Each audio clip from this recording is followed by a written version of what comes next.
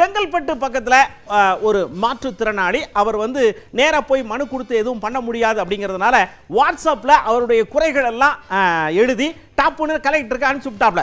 வாட்ஸ்அப்பை பார்த்த கலெக்டர் சர்ன்னு வண்டி எடுத்துட்டு வந்தாரு. உங்களுக்கு உண்டான எல்லா விஷயத்தையும் டப்புன்னு நிறைவேற்றி தரேன், முதல்ல இருந்தாங்க புடிங்க பட்டாவ அப்படின்னு ஆச்சரியத்தை கிளப்பி விட்டாருங்க. செங்கல்பட்டு மாவட்டம் கரும்பாக்கம் கிராமத்தை சேர்ந்தவர் சத்தியமூர்த்திங்க. இவர் விபத்து ஒன்றுல முதுகு தண்டுவடம் பாதிக்கப்பட்டு படுத்த படுக்கையானார்.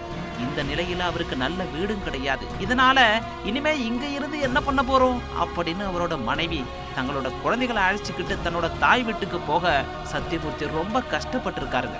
தன்னோட கஷ்டத்தை எல்லாம் பதிவு பண்ணி மாவட்ட ஆட்சியர் அருண்ராஜுக்கு வாட்ஸ்அப் மூலம் தன்னுடைய கோரிக்கைகளை அனுப்பி வைக்க அதையே மனுவா ஏத்துக்கிட்ட ஆட்சியர் அருண்ராஜ் சத்தியமூர்த்தியோட வீட்டுக்கே போய் பட்டா கொடுத்து 2 மாசத்துல வீடு கட்டித்தரேன் அப்படின்னு உத்தரவாதமும் கொடுத்து அதிகாரிகளுக்கும் உத்தரவிட்டிருக்காரு.